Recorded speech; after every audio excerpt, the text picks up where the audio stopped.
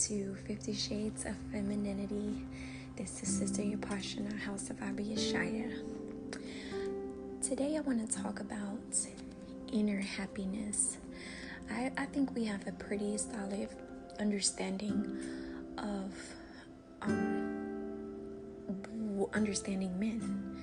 I think that I've went over it thoroughly and brought the information to you ladies to fully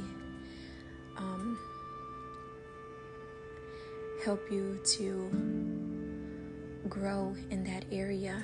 I mean, as it appears, we have to do a lot of giving, and we're expected to overlook their faults and appreciate the better side and make him number one. And we must yield to their authority and allow for errors in his judgment.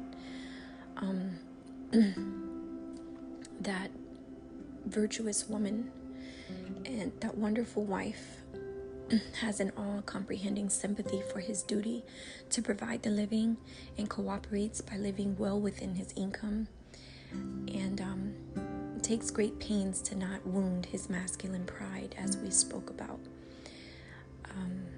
If it seems like you're expected to do a lot of giving without much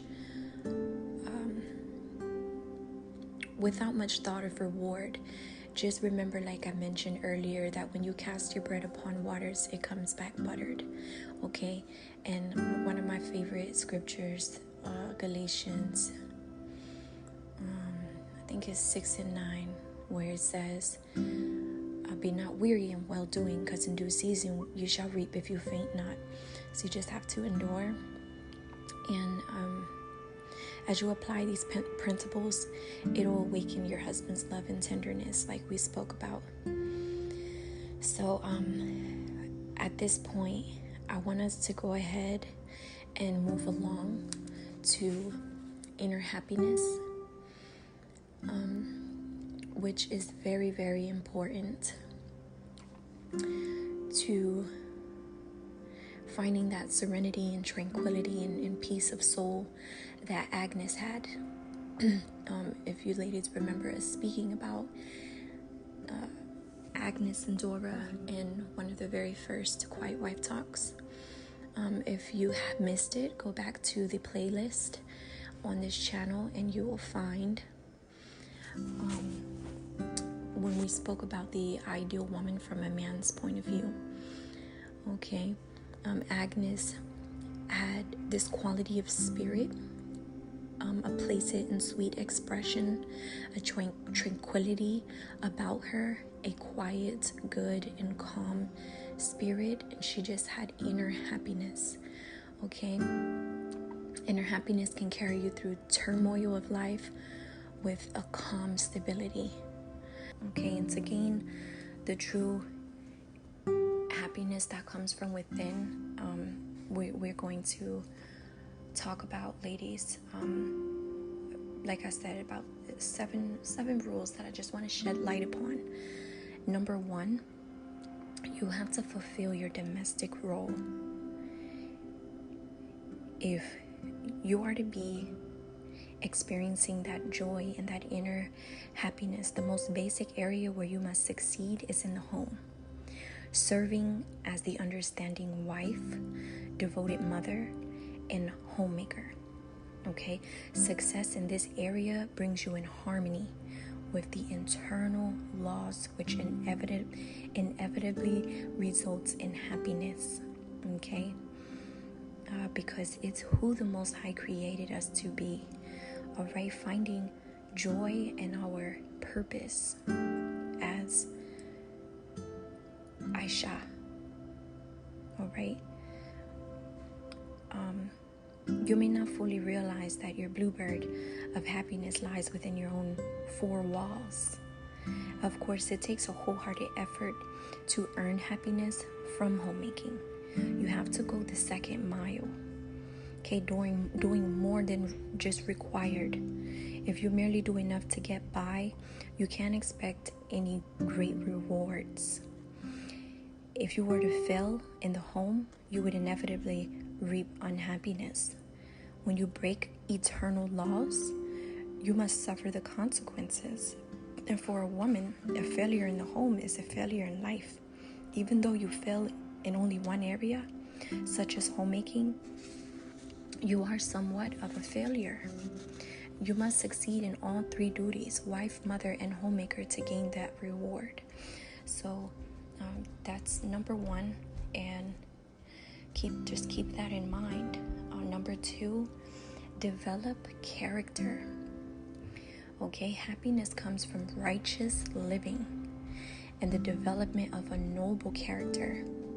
You can observe this by noticing that people who are truly happy are honest, unselfish, kind, responsible, and have high moral standards. On the other hand, unhappy people are invariably selfish. They're lazy, they're irresponsible, and they lack in self-discipline. And people who are miserable tend to be immoral, dishonest, greedy, cruel, or another way is just dark in character. Okay, it's a very dark energy people don't want to be around. Sinfulness leads to depression, anxiety, and mental illness. Okay, we know that the scriptures tell us sin is what separates us from God. So, God is the joy. He's joy. He is joy. When you experience joy and bliss, you're experiencing the Father.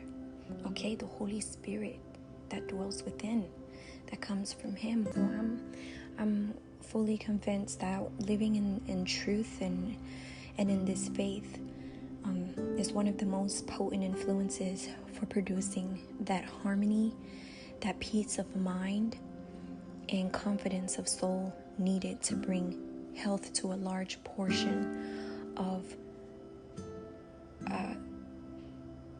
people who, the nervous system, people who are experiencing anxiety and things like that. That is the cure right there. Okay, that oneness that you have with the Most High, in truth and in sincerity. Okay, the struggle to overcome weakness or sin is not an easy one. Sin is very addicting. Therefore, it's a type of bondage, like Paul spoke about. And as we make progress in overcoming sin, there's always a tendency to slip back into the old habits, and awaken that old woman who's supposed to be buried, okay, and buried in the baptism with Christ, born again. He's supposed to be that new creature. And so overcoming sin brings that inner happiness, not only because of overcoming the habit itself, but because of the strength gained in conflict, a strength of spirit, okay, which is that newfound joy, that strength that you never knew that you had. It comes from on high, okay? And so we're going to talk more about specific weaknesses we need to overcome and basic strengths that we need to achieve for the development of noble character later on in these talks. But I'm going to go to number 3 for finding that inner happiness is give service. Okay, the way to be happy is to be involved in something worthwhile, something bigger than yourself. Okay, benevolent service outside of the home, all right, can greatly enrich your life. Your first responsibility, your first ministry is your family, but you have an obligation to serve beyond your own sphere, okay, for the betterment of society. If you limit your devotion to your own small family unit, focusing on your children and your husband, your life will become narrow and your happiness limited. So just be mindful of that. In today's time, it's not hard, to give back. You could upload video tutorials when you are teaching your children. Hebrew, or when you're sewing, when you're giving charity, when you, if you do some type of podcast, speaking to other women to help uplift. Just there's so many different ways that you can give back without even leaving the comfort of your own home nowadays, because we live in a time where we have, internet access and things. So, but I find it even more enjoyable and fulfilling to go outside the home and just lend a helping hand. Maybe a sister that might just need extra help, extra hands. Maybe she just had a baby and she's going through a hard time, or sometimes just lending a listening ear to someone going through a battle, praying for someone, but give service. Okay. There cannot be emotional health in the absence of high moral standards and a sense of social responsibility. So when you share the burdens of society to help make our community a better place, you gain a compensating inner happiness. Okay, so just giving back, all right, and looking out for your own people. It's a beautiful thing. Number 4, do creative work. Okay, did you know that working with your hands, creating things of beauty and worth, builds inner happiness? Don't think you lack this power within you, okay? Because I'm convinced that every human being possesses a creative urge to make beautiful things. That this urge can be brought out and put to work with proper encouragement. And suppression of it results in not a good feeling. Okay, it results in a disruptance. Okay, within yourself. Don't suppress it. A routine therapy used in mental hospitals has been to give the patients creative things to do with their hands. So it might be crocheting. Again, it might be sewing. It could be gardening. It could be, decorating, cooking. And I know sisters in Israel can throw down in the kitchen. Okay? But keep in mind that it is not creative to merely copy someone else's ideas from a pattern, a recipe, or a picture. All right, another person's creation. Creative opportunities are found in the fields of art, sculpture, music, writing, designing, problem solving, and almost every endeavor. Okay, you're creative when you have an original idea or produce something from your imagination, something that is good or beautiful that was born from the spirit within you. Okay, and when you create something of real worth or supreme beauty, such as rare treasures of art or music, or some type of literature, okay, even writing a blog, it goes beyond inner happiness to this deep soul satisfaction when we consider the great joy to the modest creative efforts of a person. All right, think of how the Most High must have felt when he created the earth, and viewing the workmanship of his hand said, "It is good." All right, we all come from the Most High. We are all children of the Most High, and we all have some type of creative skills that lie within us, even if they're dormant, okay? But it's time to awaken them. So, yes, pray about it and put your fears to the side and your doubts. That's not of the Spirit, and find your inner happiness and always give glory. Always give the glory back to the Heavenly Father. Okay, and that's how you truly hold on to that inner happiness there. So number 5, accept yourself. Okay, to be happy, to have inner happiness, to have joy, accept yourself. Okay, allow for human errors and weaknesses. Extend grace to yourself. Okay, don't let your mistakes get you down, because we're all going to make mistakes. We all fall short of God's glory, and the righteous man falls 7 times. All right. And rise again. So in the process of becoming who the Most High is molding in you, you're a human being, okay, prone to errors and judgment, and you may do silly things, all right, throughout your walk. And just again, don't let it get you down. You can become upset with yourself, even little things disturb and rob you of that inner peace, that inner happiness, that joy. And it's not fair to be hard on yourself. If you can forgive others, make sure that you can do the same for yourself.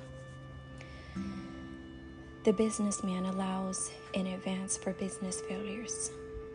Okay, do the same in your routine. Tell yourself that each year, each week, even each day, you're going to make your share of mistakes or unwise decisions. And when you go shopping, remember, you might not choose wisely with every item. Okay, you learn by experience, and this means you'll make mistakes. Accepting yourself, however, it doesn't mean contentment. Okay, so you don't want to fall into that complacent trap. All right, you are satisfied with yourself as you are, and make no effort to improve. All right, but that's not what we're talking about here, because this attitude is going to block your progress. So I just wanted to mention that. And number 6, appreciate simple pleasures. Learn to appreciate simple pleasures. Something I always say is that gratitude turns what we have into enough. Okay, to be happy, appreciate the simple joys that we find in life, such as rain, sunlight, fresh, crisp apples, a nice new curtains. Okay, it isn't so much simple pleasures themselves that bring the inner happiness, like I was speaking about, as your ability to appreciate them. All right, just having that gratitude. And so the following thing I want to talk about is a comparison between a woman who finds happiness in the simple joys of life and one who must have much more to be happy. Okay, the appreciative woman enjoys drinking water from a tin cup, while another has to have china dishes. One woman enjoys sitting on a box in her backyard, letting the warm sun shine down on her shoulders, while another must have patio furniture. Okay, a grateful, appreciative woman enjoys the song of a bird, the rustling of leaves, or the stillness of just the morning. If you ever sat and just watched the sunrise, how still it is in the morning, how quiet, or when it snows, how quiet it seems outside your window. Okay, while another has to have grand opera. Okay, one enjoys simple wardrobe of cottons, while another lives for the days that she can buy her clothes on 5th Avenue. One feels joy in pushing her baby carriage in the park, while another must have bright lights and gay places. One enjoys the simplest cottage, while another must have a modern home with a view. One woman delights in the smell of fresh rain, while another must have French perfume. The appreciative woman, who learns to enjoy common pleasures around, always has a source of joy near at hand. Okay, there is joy every morning you wake up, there is something to be thankful for, okay?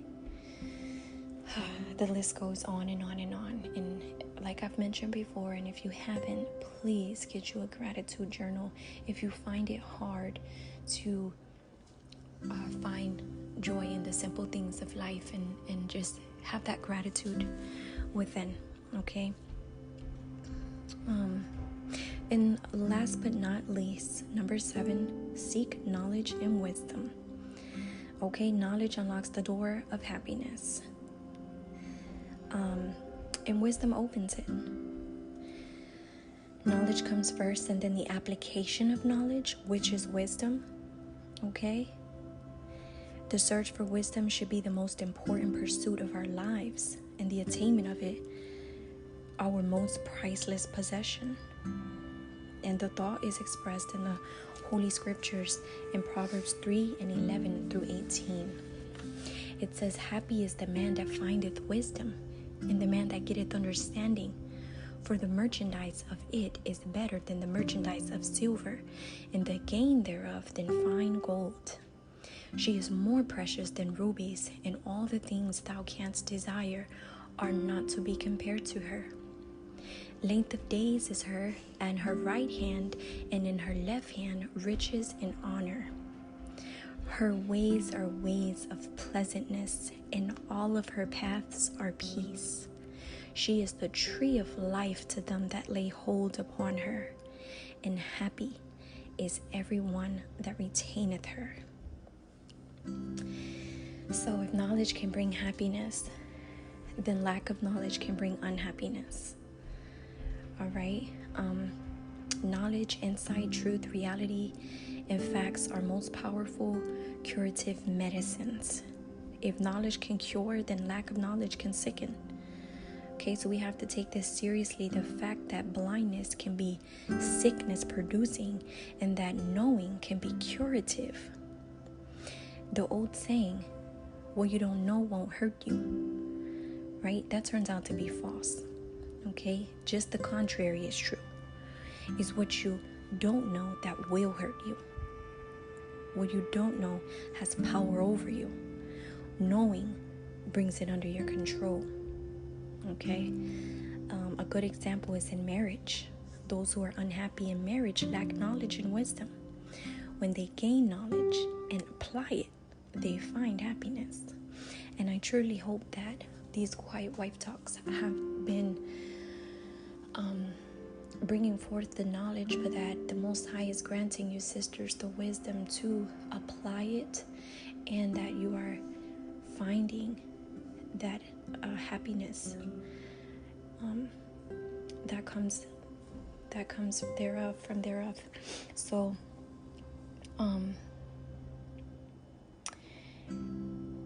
let's see, I'm just gonna recap really fast.